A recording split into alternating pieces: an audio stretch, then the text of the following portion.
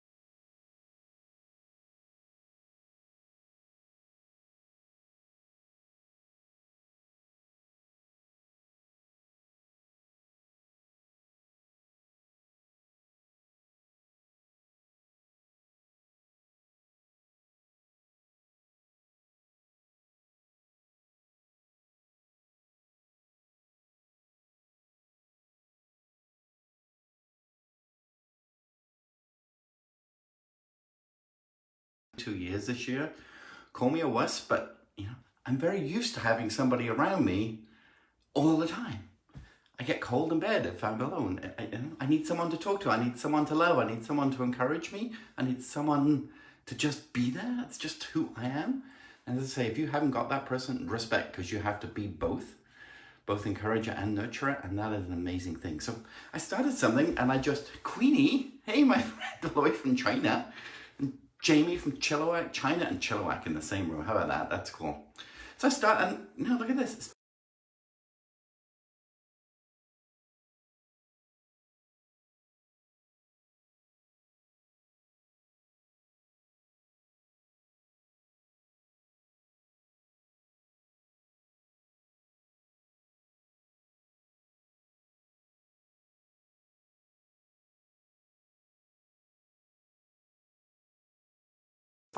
This is brought to you by the best shaving foam gel in the world. It's a real shaving company. They're a British company. They used to sell their stuff in Canada. They do not look like they're doing that anymore, which is really quite sad because I love this stuff, but I have a few connections in England, so I know when my mother-in-law is coming for Christmas or New Year or summer, whenever they come, they have bread sauce, British salad cream, and now real shaving company products because I need it. Anyway, that's what I do. You just let it rub in and soak off a little bit just to do that. Now, why do I do this? I mean, you will see YouTube videos all over the world of people doing makeup. Okay, Queenie, you crack me up. You see lots of YouTube videos about people doing their makeup, their hair, their smoky effect, their eye makeup. I don't know if there are many YouTube videos of guys shaving, and I really don't mind if there are. This is just me doing my own State of the Nation.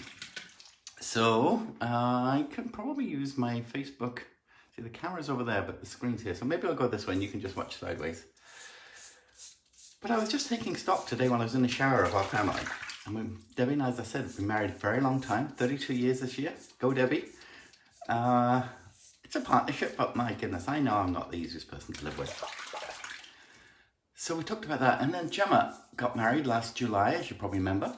You certainly, if you've been following my social media, would have seen that. Teresa, hello. Yeah, Teresa is a new client of ours, and in the horse world, she's awesome. Got amazing hair. Anyway, Gemma, our eldest daughter, is currently on honeymoon. And as Gemma is Gemma, she's lived in the super yacht world for 8 years. They took 6 months sabbatical from super yacht managing, and they are backpacking across the world. Hey, Anne, right now she is in Thailand, in a city called Phuket, which is kind of cool because that's where Debbie and I went for our honeymoon in 1987. There's a story behind that too. Everything has a story. You know, that's what social media are about, is that everything has a story.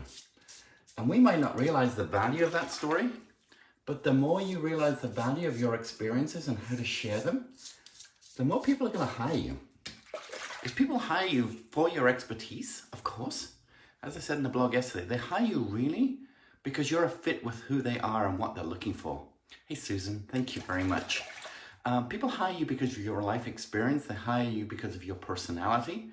They hire you because they know that you can lift them higher. And the reason they know that is because they're watching you lift yourself higher. They're watching you with your family, with your kids, with your pets, with your business. And social media, the more transparent you are, the more authentic you are, the more people will say, well, I want a piece of that too. Social media is an amazing window on the world, but it's also a mirror. It's a mirror on keeping stock of where you are. And for me, it's a mirror on keeping humble, remembering your roots. Just a minute. Oh, that's better. I have to be really careful. I have a huge scar across the bottom of my neck where I had neck surgery. Yeah, that's another story. So anyway, Gemma is in Thailand with her husband on honeymoon. Our middle daughter, Ellen, who Debbie went to Australia with, flew to Miami yesterday. She has a girlfriend who works for a local airline, Air Canada. She's managed to get a standby ticket, and they've gone to Miami for their reading break for a couple of days. I mean, why not? And then our youngest daughter, Maddie, turns 21 tomorrow. My baby turns 21. Now, I don't know about you, but that could make me start to feel old. But quite the opposite. It makes me feel like there's so much more to do. And watching our kids do what they do just gives me the impetus to want to go and do more.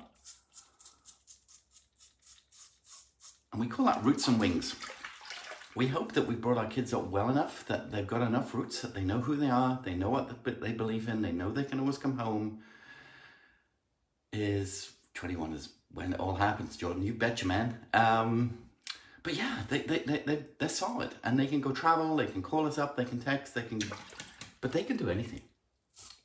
They can just go and do anything. And I believe that. My mum used to say that to me. She said, you can do anything you put your mind to. And with social media, you can. It's been all across, not with Maddie Betty. It's always been trouble.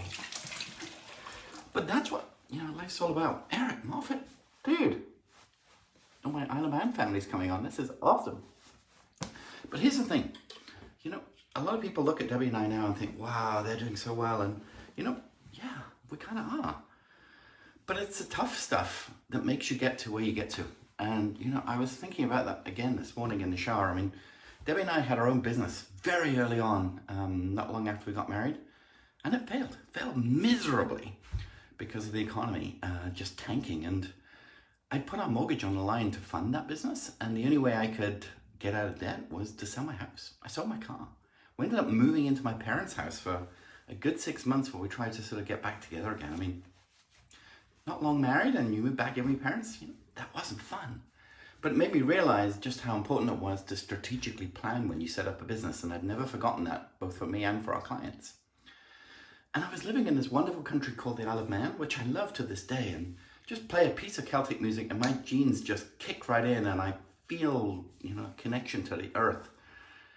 But I'd done everything I could do that. I'd been everywhere there was to go. I worked in an oil company, and every contract that I wanted to sign up, I'd signed up.